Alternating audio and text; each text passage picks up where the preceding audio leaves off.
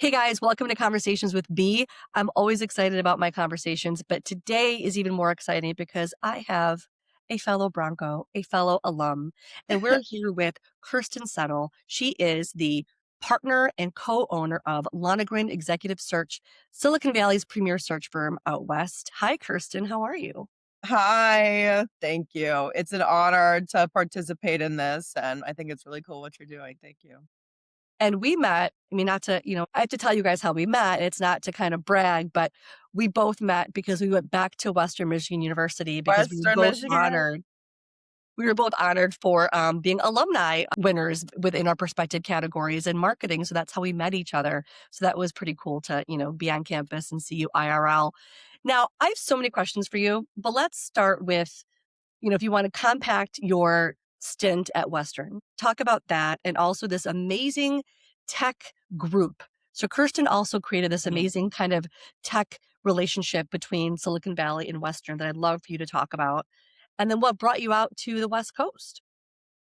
Thank you. Western was such an honor to attend, really. I loved it. And I really attest my time at Western Michigan to the life I have now in Silicon Valley, all hands down. It's between, the just professors that I'll always remember and an amazing community of students that really just looked out for each other. And because at the end of the day, you're stepping into adulthood and that, and just learned so much. And there was a lot of options, but I'm just so grateful to have gone to Western and still affiliated with Tech Next. Yes.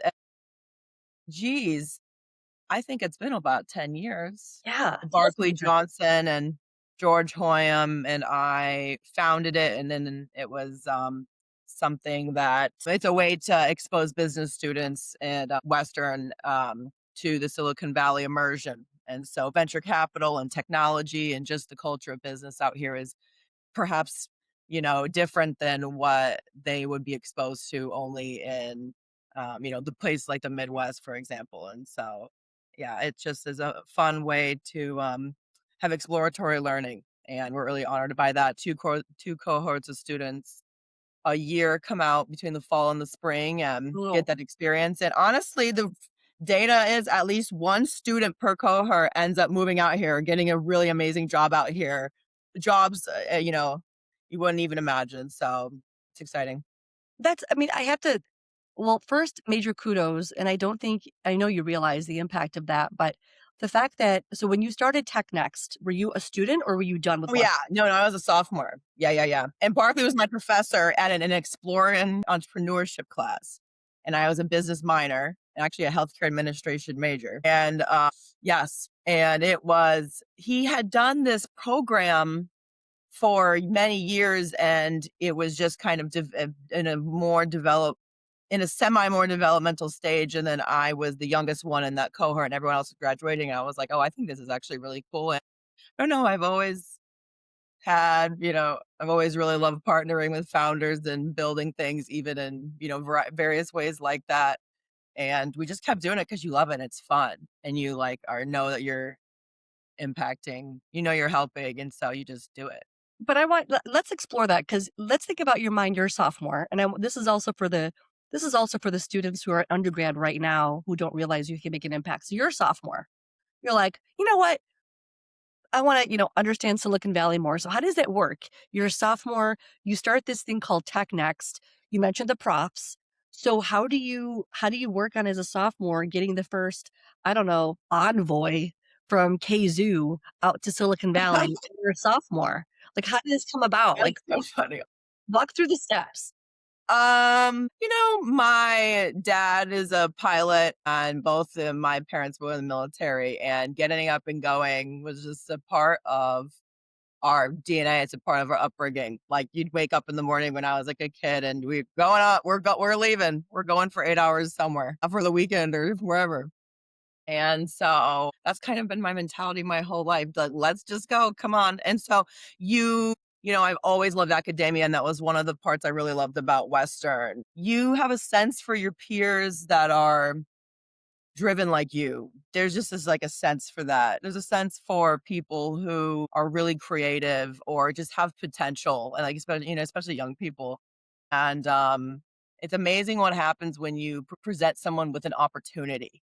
So trust me, it's not that hard to find 15 brilliant people your age when you're surrounded by people, at a university to be like, "Hey, do you wanna take this opportunity to go to San Francisco and go tour some companies and meet some venture capitalists and just meet the most prolific people in business and honestly just this, kinda global ecosystem as a 20-some-year-old, sometimes even younger. I was 19 when I was kinda started it, so, yeah, it's amazing what it's done, and that's how they it was always student ran, so that's how you continue to build the program. I think it's been a few hundred students I've been by. I would be curious what the total is. Maybe 200 would be my guess, maybe 250. Oh, it's pretty cool.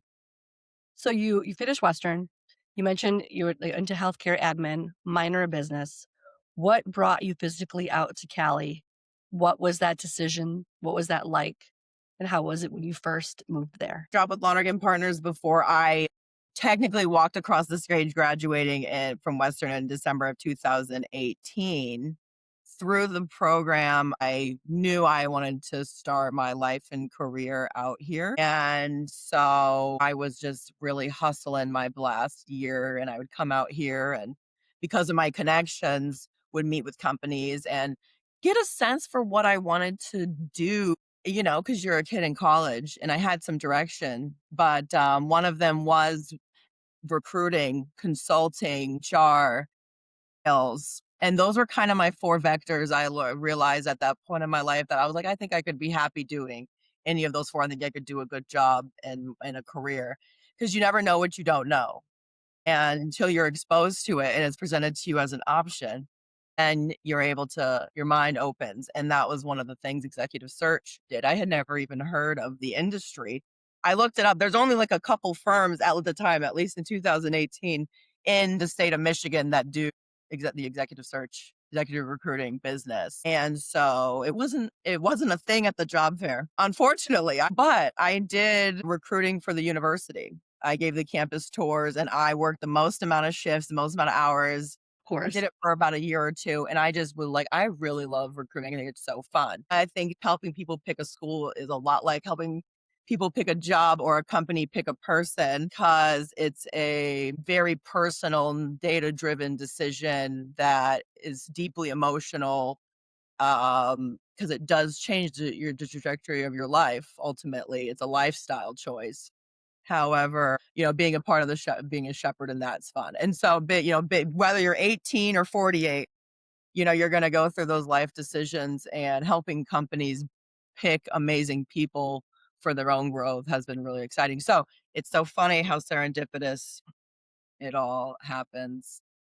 And so when I found executive search, um, you know, I was really grateful for that. And I was introduced to Mark Lonergan through George Hoyam, who was our business partner in Tech Next, and he is still a great friend and mentor and business partner, and just a good man all around. And so I was so amazed by the business. And Mark Lonergan is a very astute, famous man, and the fact that they gave me a chance right out of school, was an amazing honor. And love the business. Founded the firm in 2001, and we do executive search for deep tech companies here in Silicon Valley, but really North America. We're all over. We have an office in Austin that my co-managing partner Michael Cunningham lives at. And so it's one thing after another.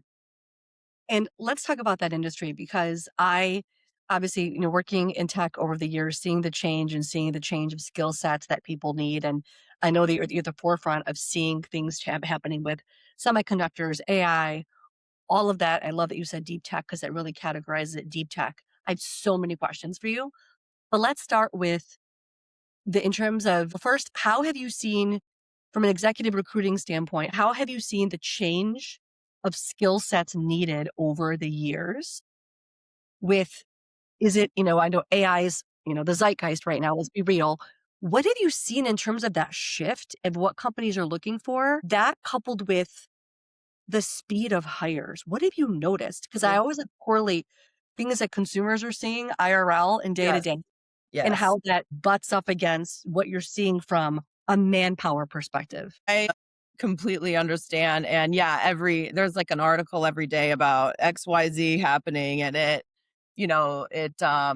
think it causes a reaction for people. And at the end of the day, you're talking about companies and the world that we rely on every day. And so we hope to make help that it's functioning and that our jobs are safe. And so I understand why it's honestly a global public issue for anybody. I would say that nowadays companies are always looking for, I would say, someone with the entrepreneurial spirit.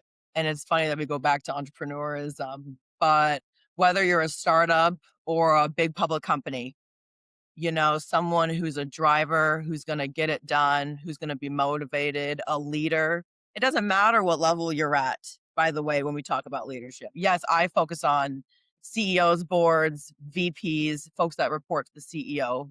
Mhm.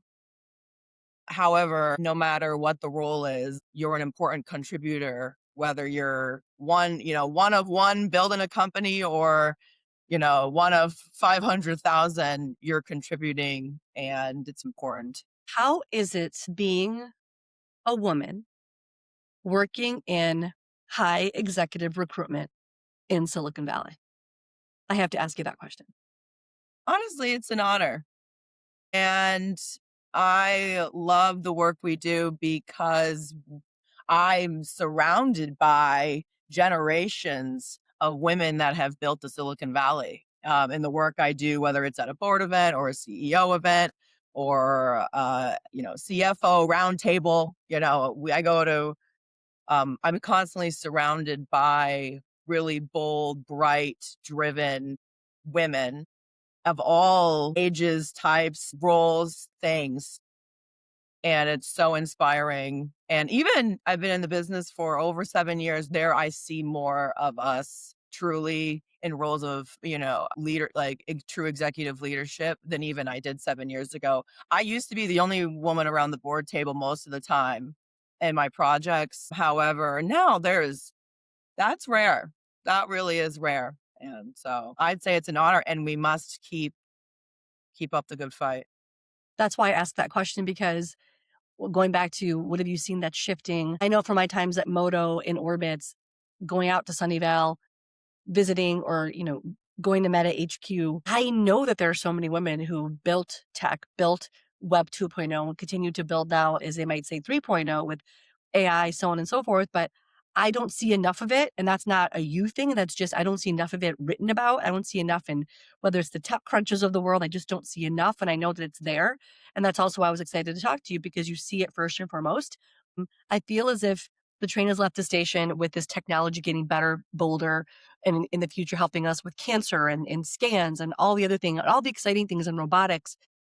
So when I mentioned or ask you about your experience with women in Silicon Valley, help me parlay that into you as a consumer.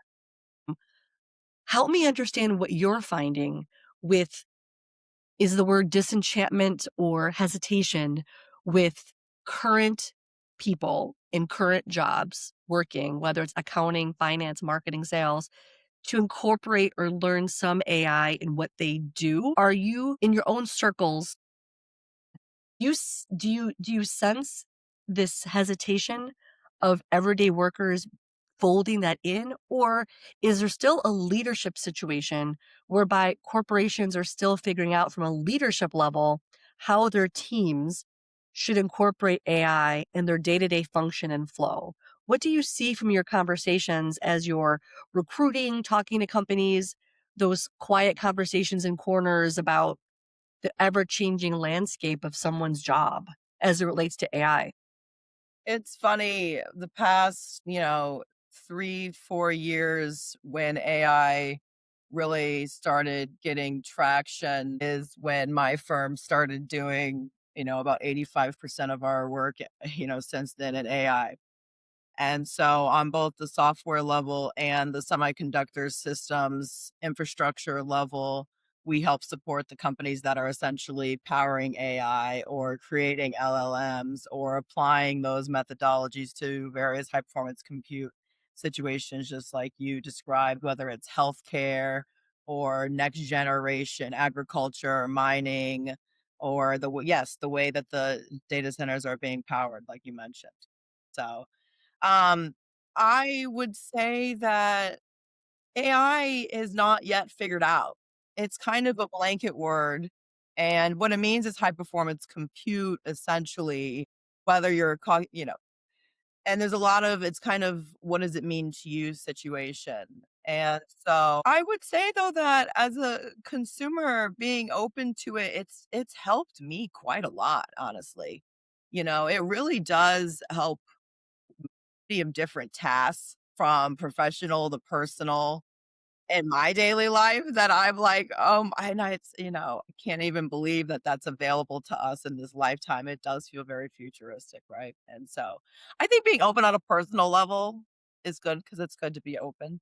Mhm. However, leadership teams, like you said, yeah, no, they're still trying to figure it out and what makes sense and what doesn't, and compliance and what's real and what should we do. Most of these companies have their own AI solution in one way, shape, or form, no matter what kind of company they are. So now we're making our own. So it's still to be determined, but I think it's wise to stay on top of the market and to keep yourself sharp. Because at the end of the day, like you said, the market that's moving with or without you. The train has left the station and it will continue to leave the station. And it's supposed to be an evolution of learning and Mhm. career and life and challenge. And I think just being open to learning, but being patient while it still all unfolds. There's so much more that we don't even know, will be my advice. I love being on a college campus. I flipping love it. I don't know, like, I see students and I'm like, "Yes." But here's the reality. So I come across, and I think about this because my daughter's a sophomore in high school.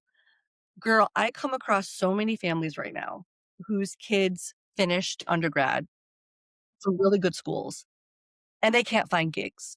They can't Yeah, find it. I hear that a lot. And we know that many of those junior positions are potentially, utilizing combination of automation, AI. That's just the reality that we're in.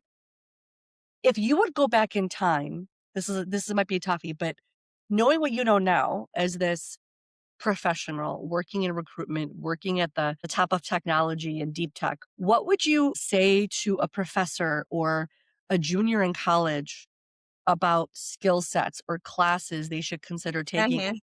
Even the parent right now who's got a kid majoring in business, what would you tell them to either add on or look out for in their current school journey as an undergrad? I would say that even the earliest stage job experience, no matter what you can get, marked with extracurriculars that you feel empowered by, that help support your growth in leadership and professional development, but that you find fun and you're passionate about, are things that continue to be overlooked in traditional academia no matter what school you go to. There's a huge emphasis on GPA and how many credits and classes and what the title of your degree is. And depending on what you want to do, yes, I would say probably some things make more sense than others. But at the end of the day, I'm a healthcare administration, interdisciplinary health services major, and now I'm doing executive technology recruiting. Our founder, Mark Lonergan, was a history major at Vanderbilt, and he was the founder of Lonergan Partners since 2001. And my co-managing partner actually also was in the pre-med as an undergrad, and now he's running the firm with me. So it goes to show that life will take you in ways that you don't expect, particularly when you're young. I think with academia, it's super important, yes, to do well. Mhm. And I mean, it's a huge commitment. And however, when people are chasing their passion and having fun, especially young people, it's so amazing how you're able to navigate what perhaps permanent could look like. And so I would say make sure that you have as much job experience and extracurricular things as you can. However, make sure you're prioritizing things that you're actually passionate about, not just doing it just for the sake of doing it or overloading yourself, but you get energized by it. And let's stay there for a second because, well, part of why I want to have you on is A, always loved seeing our Broncos shine and doing different things across the country, and I was so impressed when I met you because part of me thought, "Man, if we lived close together, I'd have coffee with her every single week." I need to come out here. No, for full stop. Because you're in all these different conversations and you're seeing the skill sets that are needed, let's call a spade a spade. What we read in the tech sphere, and a lot of conversation with leaders who might dominate certain industries and companies is that there is this movement as well to not go to college or that you don't need a college degree. And I would love your opinion on that. And there's no wrong answer, but I think a lot of parents now whose children are preparing to go to school, they're seeing these kids, rock out AI, they're vibe coding, like making different apps. Yeah, on the flip side, I'm 50 vibe coding. We need more 50-year-old vibe coders. My PSA soapbox moment. I'm going to step down now. What are your thoughts on that? What are your thoughts on what are you hearing? Are you hearing, yes, you're the executive level whereby PhDs and MBAs need to be in these positions, but what is your stance and what is the vibe check of people, not going to college or that you don't need it, or can you get a Google certification or a NVIDIA certification? Don't know if a NVIDIA certification exists. What are you hearing? What's the tone on that? At the end of the day, I really stand by that, life is meant to be lived by a way that makes you motivated and passionate and a way that you feel very intrinsically gratified and giving back to the world and contributing in whatever form that means to you, whether that's the military or, the folks that work out in, out in the oil fields, people who have executive credentials in big tech companies. I really think that it's all equal.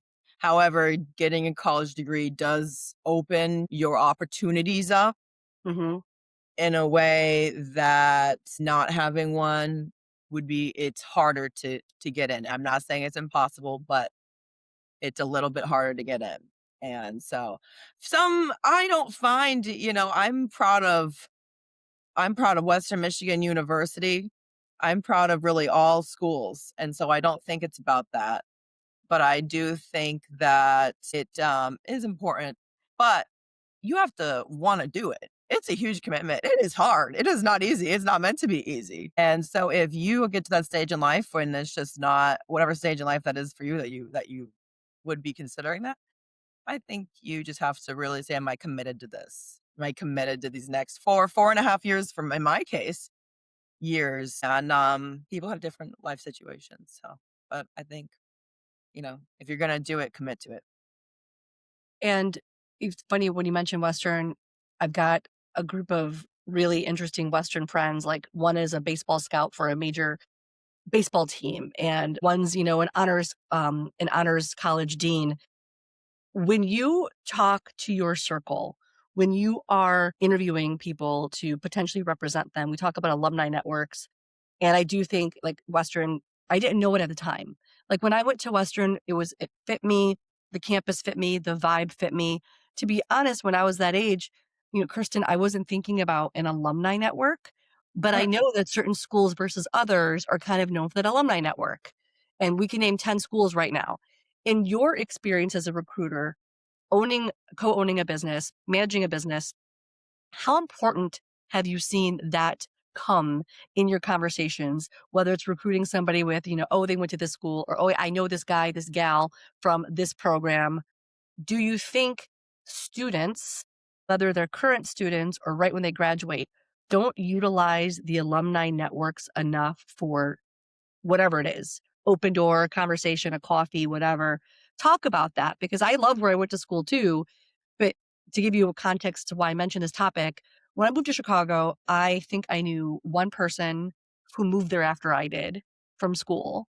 One person was already there. That's it. And I ended up moving to Chicago and lived in a sea of people who either all went to Iowa or they all went to Michigan or they went to state. And then it was like, where'd you go to school? Western. Huh? And I didn't put one and one together back then. I'm so glad I went to that school and my alumni network now is so strong. But it didn't register with me in terms of how that could assist. What's your experience or advice when it comes to whatever school you go to and that alumni network? It's interesting. You maybe don't think about an alumni network because you're not an alumni yet when you're a student. You're a student. And so, it's not necessarily something that would be not a natural thought. I want to give grace. Sure. However, I think there is a super opportunity for universities to continue really doubling down on their alumni network in ways outside of monetary donations. Yeah. I people, yes, you need money to do things. Mhm. However, I would say sharing one's talent is beyond what any kind of check size, I would imagine, to a young student who's absorbing every interaction, opportunity, growth, particularly the ones, again, that are going to thrive in their life and in their career in whatever way they choose. If you're a student, you should be paying attention to this. So Kirsten also, I pinged her about this amazing situation that recently happened at our university at the business college. $17 million was given to them from a trust of someone who didn't even go to Western. And Kirsten has some connection with the folks behind that activity. So what do you know of that? And I think the person is based out west and helped execute this amount. What do you know about it? I all I know is that that is a beyond generous, you know, thing to have done. And I want to profoundly repeat that it will impact the lives of students because even in my own work, I would constantly see how money problems would get in the way of us trying to get things done. And so it's amazing. Thank you. And I do know that the inspiration came from, a young woman named Anna that was part of the program that Tech Next program that gave a compelling speech that Dan Grady was in the audience for and got his, thoughts going about how he could support, students like Anna. And so it's an honor and we can't even believe it happened, but we're so grateful it did. And that's an example too, to your point. Another note for students, you never know who's listening. You never know. So Anna gave this Yeah. speech, gave this talk, and then the gentleman's name is Dan Grady. So Dan Grady is the co-trustee of the Stan Lucas Trust, and that's the trust that's funding the $17 million. And Mr. Lucas didn't go to Western, but Dan Grady was moved by this speech, and there you go. And I think that also rings true. I don't know if I'm sure you've gone to CES. Have you gone to CES? Yeah. Okay. I didn't go this year, didn't go the last couple of years, but what struck me about this last CES and why I bring it up, the takeaway from that was storytelling. And that all these companies are implementing content creation and storytelling about what they do. And circling back to Anna, she was telling the story of the tech group and what started in terms of Tech Next. And now it resulted in this amazing gift to Western. You just don't know where stories are going to go. In terms of stories and where they go, Kirsten, again, you're dealing with executives and executive level experiences. And part of why I do these conversations as well is to give some inspo or ideas to people who might be shifting careers, going into something else. And you have more of this like one on one, like concierge relationship with folks that you're replacing. So Kirsten, as someone in HR who's done this for quite some time, there is a lot of angst with people applying to jobs, and there's something called an ATS system, which is an automatic tracking system, I believe. That's what ATS stands for. When someone supplies a resume online, it essentially gets fed through robots first before it gets to a person. And there are stories and stories and stories upon even HR professionals saying, I never see this from Jane Doe or Joe Schmo, even if they're qualified because of these systems.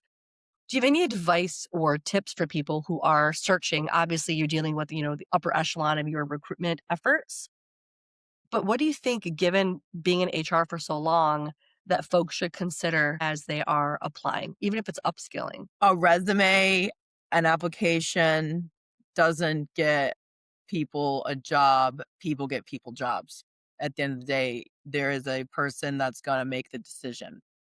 And so I think those ways are important to make sure that at least you submitted your resume through the computer system. But at the end of the day, if you can figure out who your boss is going to be, And no matter what level you're at, you can kind of do the math of the reporting structure, what department are they in? And the many companies, even private companies, have lots of information on themselves. It's a positive. It's a good thing, and it's not you can figure it out. And so, really leveraging LinkedIn and being open to contacting someone. You put yourself out there that you don't know and say, "Hey, I saw this opening. This is who I am. I was interested for these reasons. I submitted through the ATS system, but I just want to reach out and extend my hand and say hello." And through a LinkedIn message, through an email, you do that enough times, you'll get attention. And I'm glad that you answered that way. So thank you for being honest. I think many of you might know this advice, but I really wanted Kirsten to provide her POV because she literally hires people for a living. And so the fact that you said what you said is so poignant. You should make a poster. Like, people hire people, that it's not like robots and ATS systems, but people hire people. We forget that. I know we're doom scrolling, spending time on, but whether it's IRL or semi IRL with us doing video, people often forget that. Well, as we kind of, close our chat, I wanted to open the floor to you and open the floor to your team and your function about anything specific that you might be searching for when it comes to skill set. Of course, to what degree you're allowed to talk about it. Would love for you to provide even a day in the life, if you're open to talking about a day in the life of your position, because I also know a lot of students and new workers in the workforce who love the idea of recruiting as well. What's a day in the life like for you? If somebody was 22, 21 years old and they're like, "Man, I really think I could kill it the way Kirsten's killing it. I would like to be on that path." What's a day like for you, or what do you suggest someone thinks about to go into the field of recruiting? I would say that it's work days, whatever that means to you, of commitment and solving problems and dedication and balance. I can do anything from a CEO search for a high growth startup to a board search for a big public company to a venture capital event to, you know, uh, technology incubator, professional development. It's one thing to another in a day. I do not have 2 days that are really the same, which I love. And that's why I love my job. And that's why I'm an entrepreneur. I love being able to build and grow and continue the legacy, 25-year legacy of Lonergan Partners and its new generation, along with my co-managing partner, Michael Cunningham. And so it's funny, I picked the way this happened for me was serendipitous. I knew I loved recruiting. Mhm. I knew I wanted to do high level business in Silicon Valley. I had been exposing myself to opportunities within those realms for many years and creating while I was doing and following my passion. And the job I loved happened to be at the end of that. And so I believe that life is meant to have purpose and that you love the things that you do. And so whether it's recruiting or some other really fun thing you get to focus your time on every day, I think focus on what gets you motivated and just double down on that. And if that stops being the thing that gets you motivated, then yeah, consider something else and be open. More people need to say yes. When we say no to opportunity, it's always most of the time because we're scared or the what ifs or life situation. And life passes us by so incredibly fast. It's amazing how many people, if I present them with an opportunity and they say no, so the amount of people that come back to me X amount of months later, oh, is that thing still open? And it's no, it's already closed. Wow. So, you know, you at least take the chance in having the conversation, saying yes to things we're scared of. It's a good thing. Now, don't do something you know in your heart of hearts isn't right. Like no matter what, no matter how much money, no matter what the title, no matter how glamorous it sounds, no matter what, if you know it's not right for you, that's don't do it. But And last question, are you also seeing, because I always like semi virtually stalk my friends out in Cali. It's really been nice to see, whatever way you want to phrase it, that San Francisco is back, that yeah. things are building again. Like, how has that been for you? Because you've been there for so long and you've seen the ebb and flow of whatever, jobs leaving San Francisco, infrastructure, but now it seems like it's coming back. How do you see that working? Have you seen a lot more people moving back to San Francisco? What's that experience been for you after being there for so long? Yeah, in every moment of time, there's a regrowth period, for cities, for the world.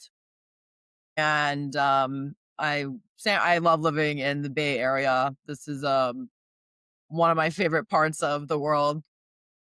And people here are very driven in their own way and motivated, whether that's through the arts or different types of sorry, I got my mind just got cut. Wait, what was the question The kind of like about San Francisco? yeah, stuff coming back, like Sanford coming back. Oh, yeah. Okay, do you want to? Yeah. So one last question for you. It's great to see, and I still virtually stalk my friends out west, especially in Silicon Valley, and you're hearing these great stories of San Francisco coming back and populations are moving back, and there's different things the city is doing to bring it back to where it was. Are you experiencing that? Have you seen like a delta, and now it's changed, and you see more activity, more folks moving downtown? Market Street is moving again. What has your experience been like? I love San Francisco and I love the Bay Area. I live in Pacifica, which is a little beach town set right south of the city, right on the water. And the Bay Area is such a amazing, unique place in America, and definitely one of my favorites in this world. And so, yeah, cities, the world globally went through a refresh, Hmm. and San Francisco is no different. And so I would say it's a thriving city. It continues to be lots to do. And if you're born in the Bay Area, I don't know. It might be a you problem because there's so much to do for every type of person for anything. And I love California and I love the Bay Area. And so lots of fun things to do and restaurants to eat at, and festivals to go to, on the weekends. And San Francisco is a great place. Well, Kirsten, thank you for connecting and making time. I know it's been so great to schedule time that works for both. And she's also on Pacific Standard Time. So thank you for an earlier morning to accommodate the chat. This is awesome just to see Broncos around the country doing some pretty cool stuff. And before we leave, let people know like how they can find you or how they can engage with your team. If you've got an executive search coming up, Kirsten and team are probably somebody you want to reach out to, especially out in the Bay Area. So, Kirsten, how can folks get a hold of you? Thank you. KirstenSettle. Look me up on LinkedIn, send me a note. Would love to connect always and get you connected with our firm. And so thank you so much for this. It's been a great chat. Thank you so much for the opportunity and keep up the great work. Thanks, lady. Bye, everybody.